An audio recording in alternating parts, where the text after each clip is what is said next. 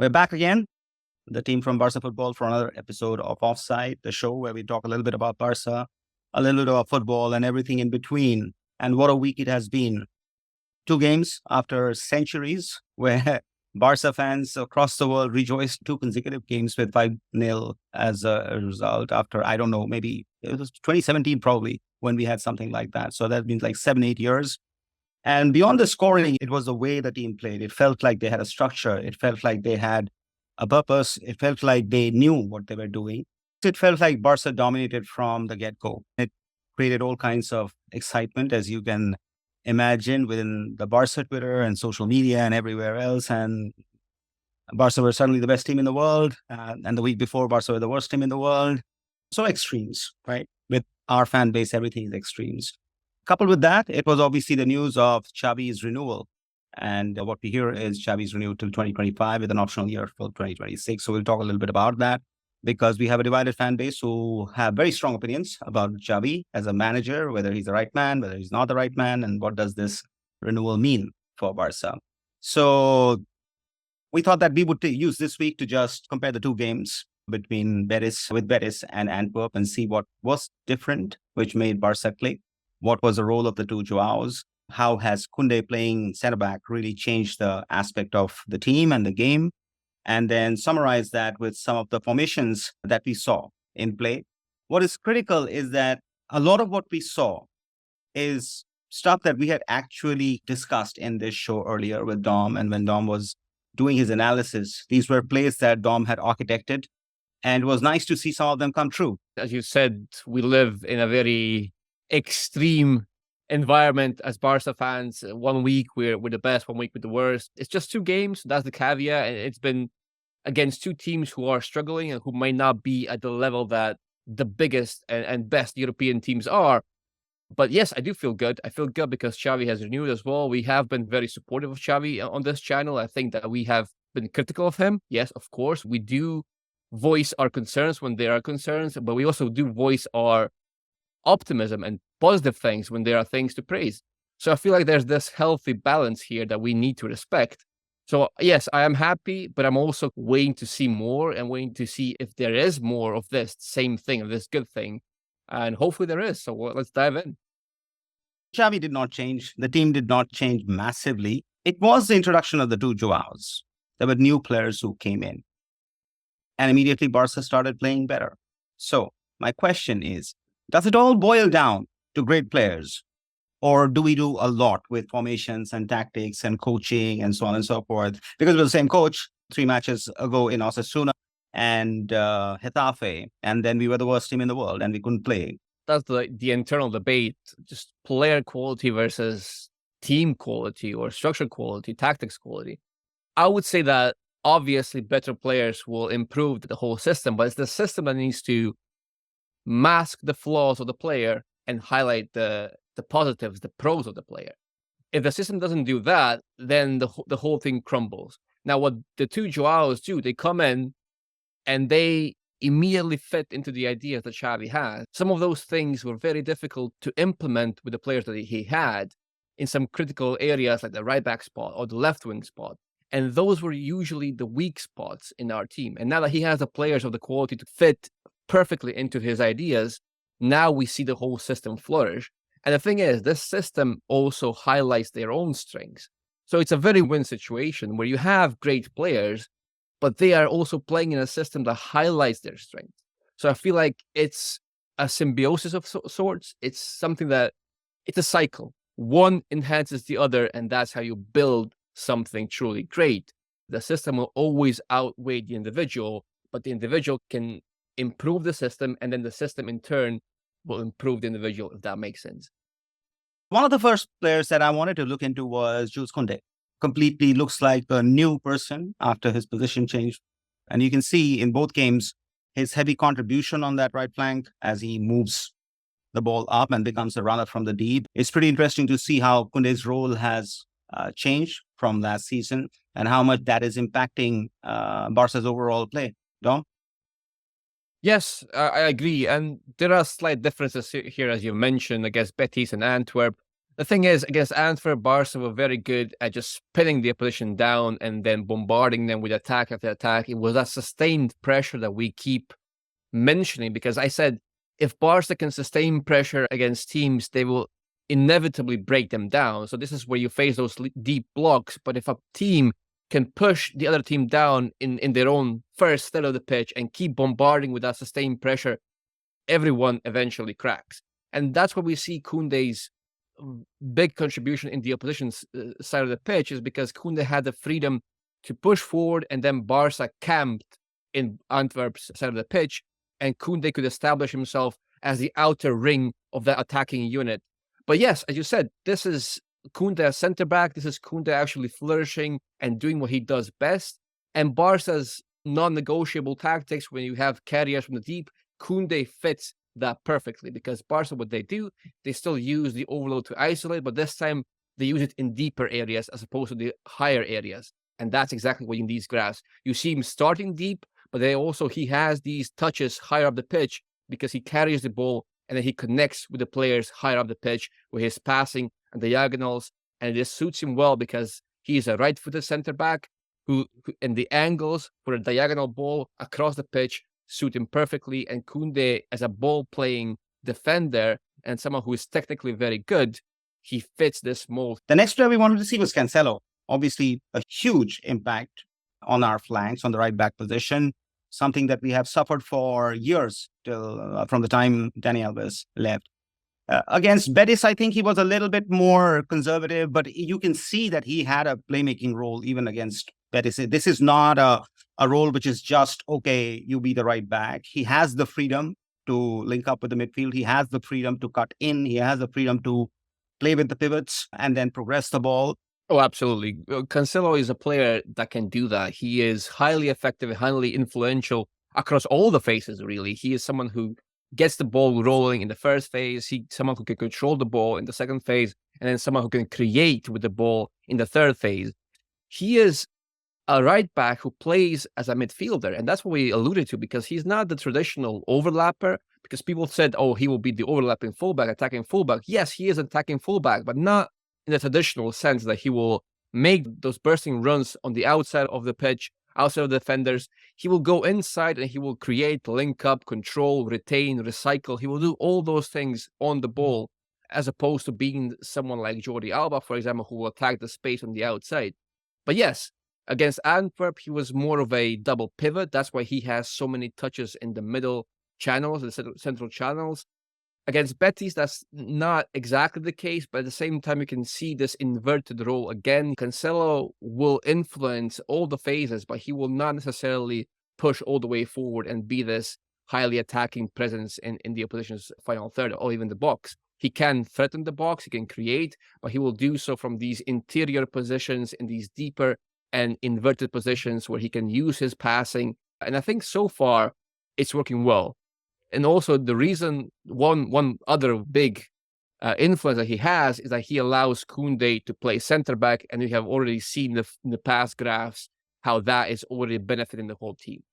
It was always like we could reach up to the final third, and then we ran out of ideas. Now, it's the other Portuguese superstar, Joao Felix, who has taken Barca world by storm. He has become such a important player in that part of the pitch, just to connect the dots between the work that Frankie is doing, the work that Gundogan is doing, the work that we get from Balde in the wings, and so on, and how all of that is connecting together into creating more chances for Lewandowski or himself as he breaks through the lines and then he scores those passes into finishing goals. Exactly. Felix's role is, you can describe it as a very supportive role, because what he does on the pitch kind of relieves the pressure or the burden from other players. As I said, Lewandowski has extra support in the box. Lewandowski kind of pins the defenders, and then Felix is not as tightly marked as he would be. And then Felix's presence kind of gives an extra body to Lewandowski to play off of and maybe support him when he's isolated up top. But it also helps De Jong, because De Jong doesn't have to be this presence across every single third and be the creator and progressor and recycler and retainer, all those things. Felix can instead do a lot of the creative stuff, a lot of the connecting stuff and the supporting stuff in the higher areas of the pitch. I think that Felix's role will just improve and rise, and he will have a more prominent part of this tactical identity that Xavi is trying to forge. That brings us to Gavi, because let's be honest, when we were doing the analysis of the season and we talked about when coming in and Romeo coming in and Pedri and everybody else, our concern was, would Gavi get a chance as a first team player? He'll mostly be used as a sub, but maybe because of Pedri's injury or what have you, Gavi's been playing, and Gavi's been playing everywhere. And you've got to give credit where it's due. The performances that we have seen from him in the last two games have been immense, whether it be recovery, whether it be just hustling for the ball in the middle of the park, whether it be just keeping the press, the intensity of the press going, and then combining superbly with the likes of Felix, the likes of Gundogan, and so on. Gavi's been perfect, inch perfect. Barcelona often lose control of games. They will do something good, and then they'll lose control, and then we'll all over the place. But in these two games, at least, we never lost control, and I think Gavi played a huge role in that. Absolutely. He's a player that usually everyone associates with dirty work now. He's like Ivan Rakitic, for example, because he does these things that the players don't necessarily like to do, but someone always has to do it. Someone has to do that dirty work. And we often, when you think Gavi, you think all those running, all those tackles, all the aggressiveness, all the passion, but he's much more than that. He's such a technically gifted player, a player who can be involved in every phase of the game. As this map on the left Betis shows, he is someone who influences every single phase of the game. He's a deep progressor, he's a creator, he's a retainer and a recycler. He can do whatever you ask him to do, and he does it to a very high degree, on a very high level. So we're now seeing that Gavi can be much more than people give him credit. And it's now that he gets this extended run of games, he gets a role in midfield, which is instrumental because Felix allows Gavi to play deeper, this interior role, be the player who can influence the play, rather than being someone who has a supportive role, who's only used as a distraction, as someone who can dismark, someone who can make a run. Now he's actually involved. And once you get him involved, you get to see all of the other things that make Gavi so special.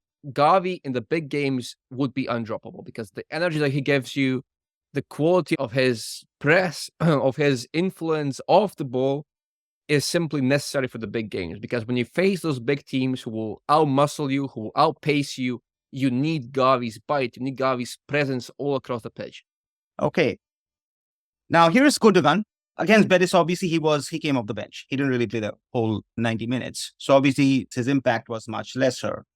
But look at the Antwerp game, and this is a player, he's a midfielder, but he basically plays literally anywhere, everywhere.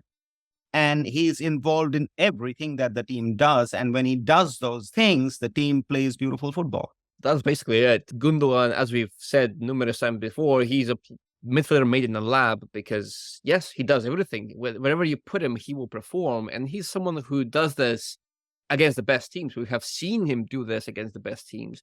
Playing in that Man City team, he's seen it all, he's done it all, and he's experienced it all and even won it all. So I think even when it comes to the biggest challenges of the season, I think Gundogan will be one of the first names on that list.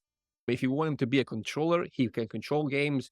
If you want him to be someone who will attack the box, score the goals, he will start doing that as well. If you want to be a creator, he can create. You want to play false nine? Yeah, sure, why not? You want to play some sort of inverted false winger? Yes, he can do that as well. This is Romeo, again, silently super professional, super efficient, just gets the thing done. You never really notice him, but he's just there all the time. Now, obviously, against Antwerp, Romeo didn't play from the beginning. He came off the bench, so obviously his impact is much lesser. But I still think the entire team pushed a lot up. I think against Antwerp, they were just in the other half consistently, and you can see that in his position and the touches that he has taken. Against Betis, he had a lot more defensive duties, which he had to take care of. And yes, Betis did create a few chances, which they unfortunately could not score off. So obviously his position reflected that. But against Antwerp, I think it was just right up there on the pitch. Yeah, Romeo, we know what he offers is usually very simple, very straightforward, but that's the nature of the role, right? That's exactly what we need from him.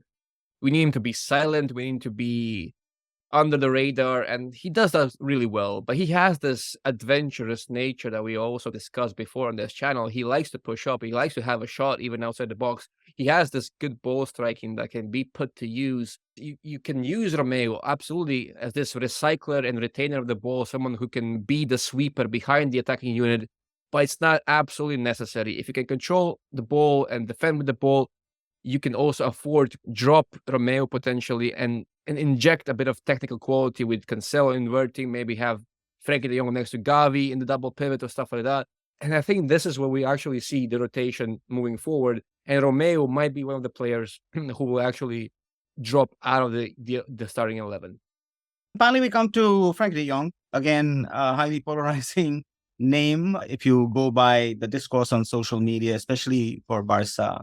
There have been many opinions. Should Frankie be contained? Is Frankie having too much freedom? Is Frankie's too much freedom affecting the way Barca play?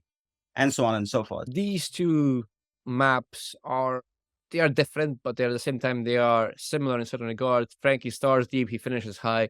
He always does this. He will always carry the ball, as you said. We have to accept this. And if you limit that, if you cut that off from his profile, you simply nullify who he is. Then you might as well play someone else in his stead, because that's what he does best. But yes, he is an excellent carrier of the ball, but he's also an excellent passer of the ball. But sometimes the frustration with Frankie is that he will make the difficult passes look easy, and then the easy passes, he will fumble them sometimes. I think that's where most fans' frustration comes from, is you know that he can do these great things, but sometimes it's the simple things that you need from him. You need him to recycle the play one-touch football, not dally on the ball, not be hogging the ball all the time. But he likes to do that. In that sense, he can be a frustrating player. Of course, he can be. But I think when it's all said and done, he's incredible. Everything that he does improves this team. And I think now with Felix coming in and Cancelo coming in, he gets those players who can actually complement this. And all that to say, finally brings us back to Lewandowski, somebody whom we have talked about a lot, somebody whom the whole of Barca Twitter, Barca social media, Barca fan base has talked about a lot on the concerns around Lewandowski. But if you look at where we stand right now, he's doing pretty well. While in Betis, I still think he had to drop deep, and he was dropping deep to pick up the ball and to do some defensive work and then progress the ball forward. But in Antwerp, I think he did not move at all. I think he was just stationary. He was told, just be there, be in position, we'll feed you the ball, you do your thing. And that's what happened. I think so, yes. Against Betis, the whole team was playing a bit deeper. I think, as we have said, against Antwerp, we just camped in their half and we managed to sustain pressure. That's why Lewandowski didn't have to drop so deep. Against Betis, it was a bit more difficult, but still successful. But yes, as you limit his deep touches, you're gonna get the best out of him. That's the whole point. The whole moral of the story is that if you keep him near the box and in the box, he can still do what he does best. But if you ask him to do much more, then that's where he starts to struggle. So obviously everybody's super excited, and there are theories in the extremes about how awesome we are or how terrible we are. And the truth is probably somewhere in the middle. And we'll get to know across the 38 games of the season and how far we go in the Champions League. But this does definitely tell that Xavi has the players that he wanted right now to really play good football. Now, how much the team executes on that will be left to be seen. It's also true that opposition coaches will work it out. It's been very new, so people will watch how we are playing and they will work out formations and strategies to counter this as well. So we'll see how that pans out. So this is kind of the formation, I think, because Barca's formations on paper are never what happens, what actually happens on the pitch. But if you look at the stats, if you look at Wisecout, and if you look at all the other sites, they will tell you that Barca against Antwerp play a 4-2-3-1 system, right? Now, we know that this isn't actually true, but it's a starting position that we can start here and then see what happened on the pitch. So what did happen is Barca did have a double pivot. Gavi was playing slightly deeper against Antwerp, especially. But what happened quickly then is a couple of rotations that we saw on the pitch. Now, first of all, what we need to understand is that De Jong likes to drop into the back line. He is someone who loves to be deep. As we said, he has to start deep and finish high. He drops into the back line, creates this back three formation here, and that prompts Cancelo to invert and make the double pivot with Gavi. Gundogan assumes a position on the right side of the pitch, which prompts Felix to cut inside. And then ultimately, this allows Balde to overlap. And now you have this 3-2-4-1 or 3-2-2-3 formation. And you have the famous box here as well, because we cannot have a Barca game without a box these days. And yes, it is once again present in these two games as well. Only it's important to know that this is a slightly different box, because now instead of having the left winger invert and finish the box, we have the right back do the same thing. So what does this actually do for Barca structure?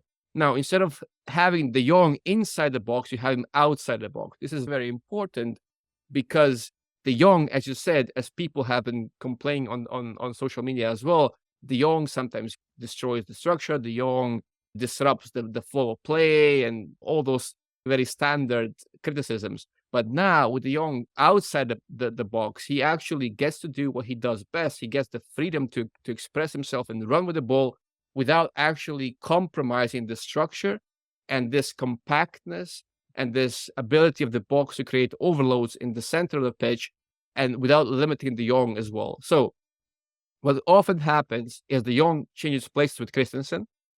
So he actually becomes Barcelona's left center back on this side of the pitch here. And he's still outside the box, so he's not in the middle of the pitch, but he gets the freedom to run forward and combine with these players. And Barca, at the same time, retain the structure of the box, the integrity, the compactness, the overloads that the box provides, with having De Jong in his free roam role that he likes to have. So you basically get the best of both worlds. And we have seen this against Betis as well, to a certain extent, but more so against Antwerp. But De Jong was given the keys to start deep and finish high, while Barca still had the compactness in the middle of the pitch. And I think this is a good way for Xavi to actually get De Jong to do what he does best, but also get this box that he likes to have for the overloads and for the compactness.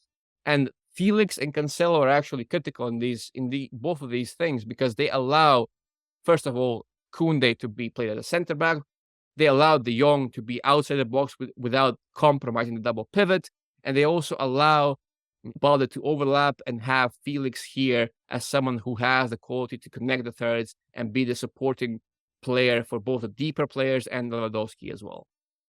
Question, Dom. Obviously, in this formation, Felix is the one who's inverting in and becoming at the base of that box and then making his inward runs. We know Balde also likes to do the same. He will run and then he will want to cut in. It'll probably dent a little bit of Balde's playing style. Yeah, it could be, because Balde likes to have the freedom to attack space from deep. He likes to have this deep starting position and then beat opponents by having the space to exploit behind them. So in that sense, yes, it might limit him a bit more, because he will often have the high starting position as opposed to having a deep starting position. But when it comes to the pure structure of the team, that actually benefits the collective, because if he starts deep, that kind of gives the opposition the time to adjust. But if he starts high, let's say that this player is the opposition player, now he has to immediately start close to Balde, which increases the distance between these two players. So increases the horizontal space between them, and that gives Felix more space to operate in. So if Balde starts all the way here, now these two players, these defenders, can be much tighter on Felix because there's no one here to defend. But if he starts high, now this player has to move across, and he has to be tight on Balde as well, because if he keeps him open, now that allows Balde the space to actually penetrate and move forward and run with the ball, or run into the space in the anticipation of a coming ball. So that's the difference between having a player start high or arrive high. It's a very small detail, but it matters a lot. And in a sense, it hinders Balde's individual preference, but it benefits the collective much, much more, if that makes sense. Makes sense. Okay, so the next thing I want to show you is how Barca actually used the system to progress play. If you think back to a couple of weeks back, actually, when we did a video on the preseason and some of the analysis of the first games, we talked about Xavi's non-negotiable tactics, right? And one of those things was the +1 overload, so the free man. We talked about deep runs from the center back positions. We talked about the third man sequences. And all of that was heavily featured both against Betis and both against Antwerp as well. So it's interesting to me how Barca used Ter Stegen as well. If he's on the ball, he will often actually push up almost in line with the center backs. And this creates a back three, which will more often than not force the opposition to commit either one more player into the press or readjust their positions to block the passes. So what Barca will do when Ter Stegen has the ball, they will make the pitch much, much bigger. So what that means is that Cancelo will no longer be in this inverted position, but instead he will try and go out wide, make the pitch as big as possible.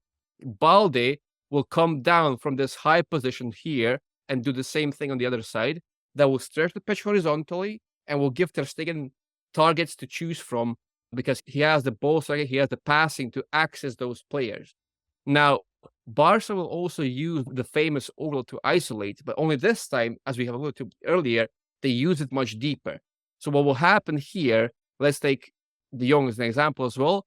They move to one side of the pitch, more towards the left side, which then attracts the opposition's press to that side as well. And in turn, it frees the man on the other side, who is usually Koundé. Now, Koundé is perfect for this role because he can carry the ball, he can pass the ball, he can connect with the players who are higher up the pitch. So Barca, what they will have the midfielders drop deeper, they will attract the press on one side, and then they will play the third man sequence and the third man passes to access the free guy on the other side of the pitch, which is usually Koundé. And then what he does, he runs with the ball and he can distribute the ball forward. It's a very simple thing, and Barca do this over and over again. And I think that we might come back to this thing almost on a weekly basis because Xavi simply loves that.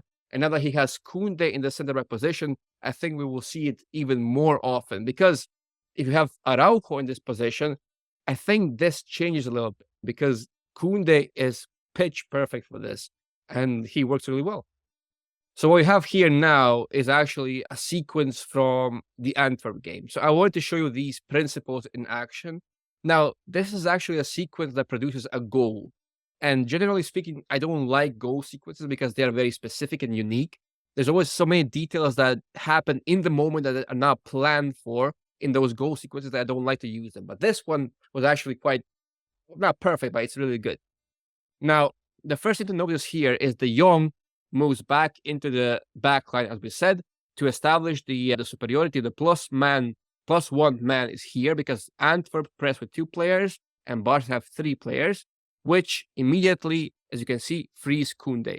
Now, all Barca have to do is access him easily.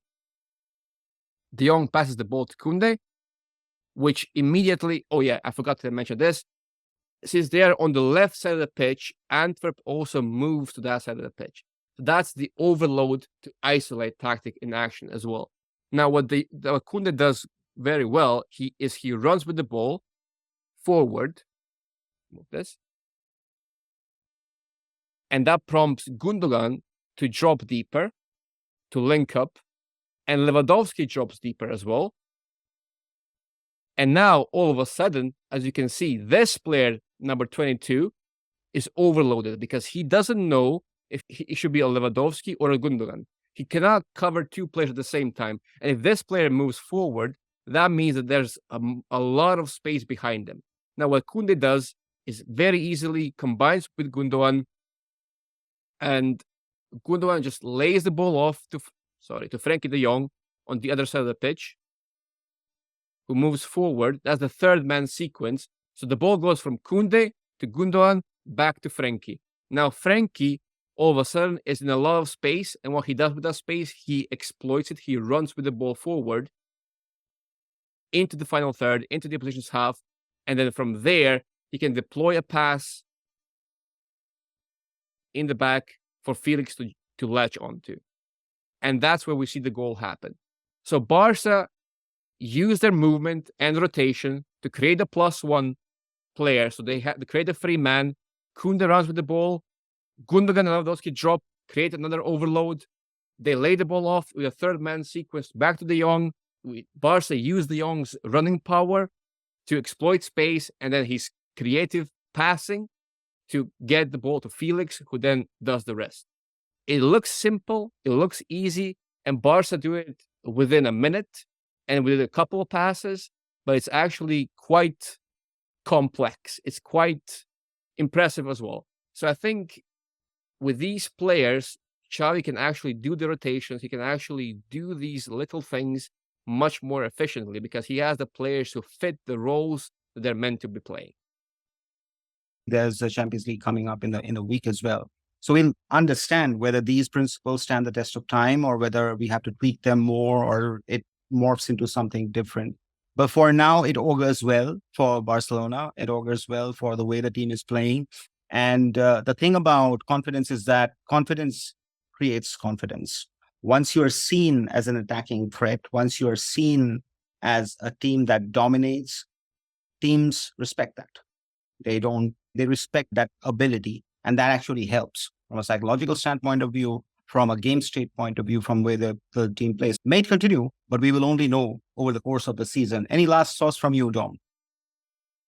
I think it's patience is the name of the game. I think we've seen two very good games, and I think the core principles and underlying factors in those games were very good. So it's not just team playing good as individuals, as a team full of good individuals. It was a collective playing well. So I think there's a reason to be confident and optimistic, but let's just wait for a bit and let's calm down and take a deep breath and see how long and if this continues. I think we have reason to be happy, and I think you should enjoy and celebrate these victories, but let's wait and see how it continues. But yes, we always have been supportive of Xavi, and we hope that he makes it, and that won't change. Here's to 2 more years of Xavi ball, as people love to call it. And may Barca do better and actually make an impact in Europe and probably do better in the league as well. And that's what, as fans, that's what we would want.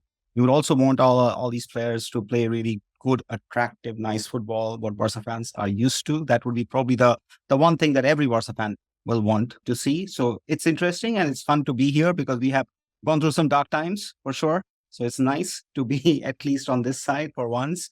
That is it for today. Tune in for the next one.